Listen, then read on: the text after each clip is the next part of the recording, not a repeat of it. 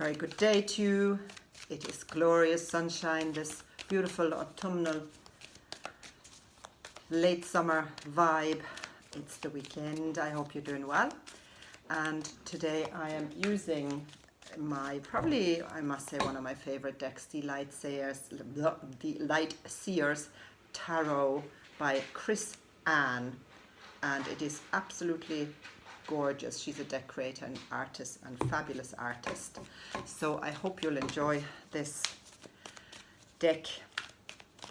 Also today what I'd like to bring in is a little bit of numerology, another passion of mine, and flower essences, if suitable, if appropriate. The Australian bush flower essences is what I do specialize in. Let's see if we can connect the dots, or yeah, let's just see what comes out, what messages we have. It's a general reading, so please take from it what you will. Inspiration, food for thought. So here we go. Let's see what the Light Seers Tarot has for us today. And off we go.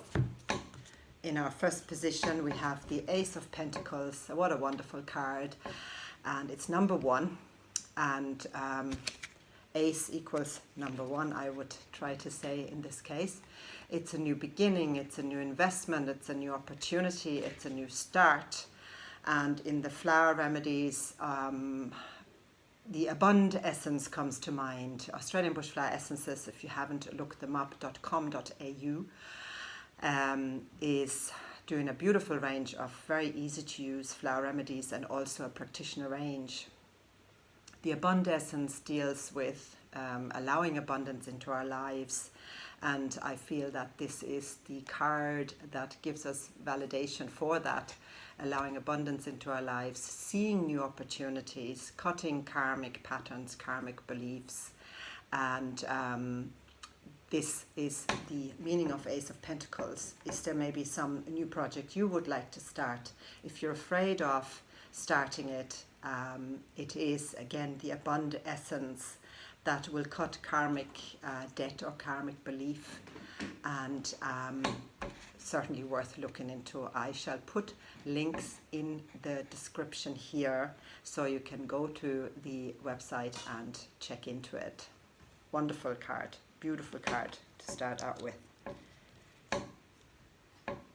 Followed by the Hierophant, and this is a wonderful Hierophant. Usually this card is very traditionally looking, kind of bishopy, priester kind of person. Now this energy here is a staircase to the divine, but at the same time very grounded in the earthly realms. There are a lot of symbols here also connecting the material world to the divine celestial world.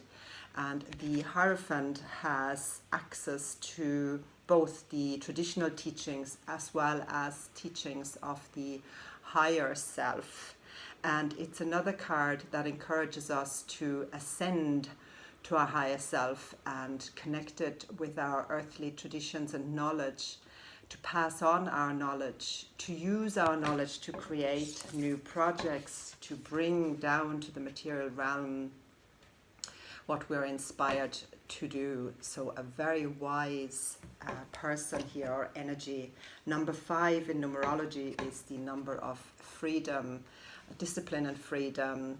Number 5s are sitting, number 5 sits at the solar plexus of the numerological plane, or numerological dial pad, if you like. And sometimes the discipline of the Hierophant to learn and to study and to put structures in place gives us the freedom to do what it is we love very much. It is also someone that's very much in touch with their emotions, knows how to express themselves.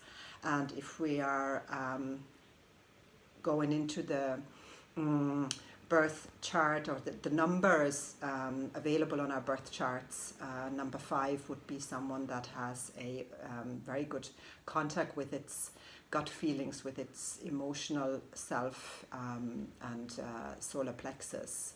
People without number 5 in their birth chart or ruling numbers may find it difficult to express themselves or even to recognize or describe their own emotional state or their feelings. So, but more of that as we go along. And we have here the Four of Pentacles. That's actually also a very, very beautiful card. And traditionally this card can be seen as fear of lack. And it brings me again back to the Abund Essence, which is cutting that karmic fear of lack that we may have inherited from growing up, from parents, from structures around us, from environments we lived in.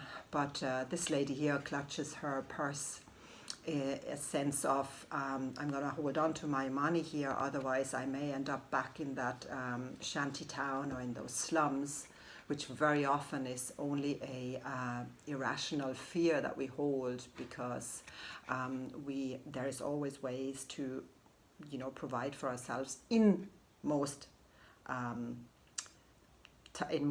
circumstances. There are, of course, very real and hard circumstances around where this does not apply. But also this card says that we have created a very strong foundation. Number 4 in numerology stands for structure, for solid foundation. It stands for practicalities. It stands for having one's finances in order.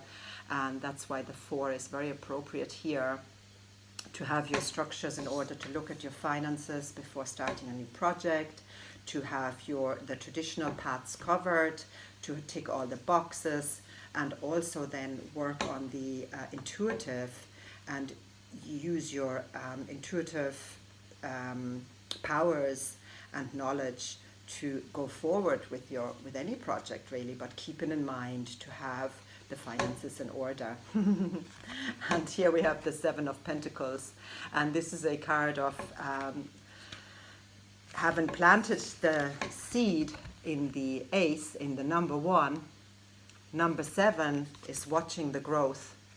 We see how the pentacles or the coins are in the ground, they've been planted, and this plant is now a little seedling and growing.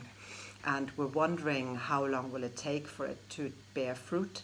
We need to be patient. We are also encouraged to assess whether we want to plant more of the same seed or whether we maybe want to invest somewhere else. But the time for harvest is not yet. We can see that this little plant needs still nurture. And this is also ourselves. Maybe we need to nurture ourselves a little bit more and be very wise and careful where to invest our time and our resources for success. Number 7 in numerology is also on the physical plane. Number 7 is a very spiritual number.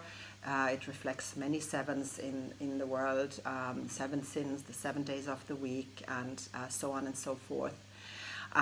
It's a spiritual number, it's a practical number, it's the number of the teacher, someone that really appreciates or enjoys imparting knowledge to others. And it doesn't have to be teaching in the traditional sense of the dogma of school systems, but we can always teach others something that we're passionate about.